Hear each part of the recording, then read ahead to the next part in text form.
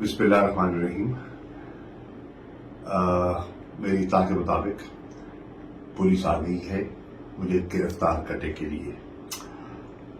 मैं एक पैगाम देके जाना चाहता हूँ कि ये तहरीक हकीकी आज़ादी की तहरीक है और हमने सब ने मिलकर इसमें अपना हिस्सा डाला है।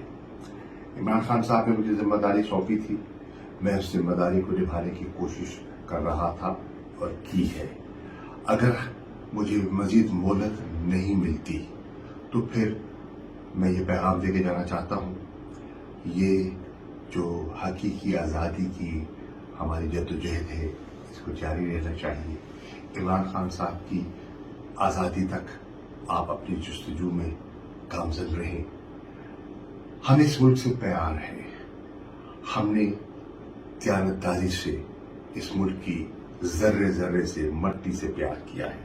वैसीयत वज़ीर ख़ारजा, मैंने हर मैदान हर मोड़ पर पाकिस्तान के मफादात का दिफा किया। वैसीयत सियासतदान के मुझे अमली सियासत पे 40 साल हो गए और इन 40 सालों में मैंने दयानतदारी से ईमानदारी से सियासत की और मेरा दामन और मेरे हाथ साफ हैं। मुझे कोई मलाल नहीं है, मैंने कोई गलत काम नहीं किया, मैंने कोई ऐसा इश्तियाल अंगेजी का न बयान दिया है। मुझ पर जो मुकदमे कायम किए गए हैं मन गलत हैं, झूठ पर मबनी है, वो बयानिया हकीकत पर मबनी नहीं है। सियासी इंतकाम की उससे बू आ रही है और हम सब जानते हैं, लेकिन अल्लाह ताला का अपना इंसाफ का निज़ाम है और मुझे यकीन है कि इंशाअल्लाह ये हमारी तहरीक हमारी जद्दोजहद अपनी मंजिल को हासिल करेगी। ये मुल्क एक अजीम मुल्क बनेगा और इंशाअल्लाह पाकिस्तान के वो शहरी जिन्होंने इसमें अपना हिस्सा डाला है वो तारीख में याद रहेंगे। मुझे बेहद सदमा है उन शोहदा का जो 50 के लगभग शहादतें हो गई हैं।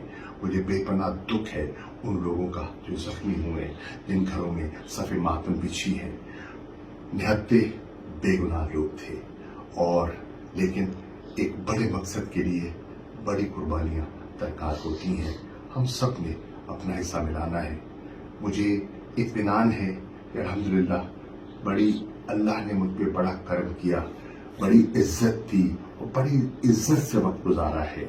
मेरे फैमिली ने, मेरे बच्चों ने, मेरे बेपनाह दोस्तों ने इज्जत और मोहब्बत दी, मैं उनका शुक्रगुजार हूँ।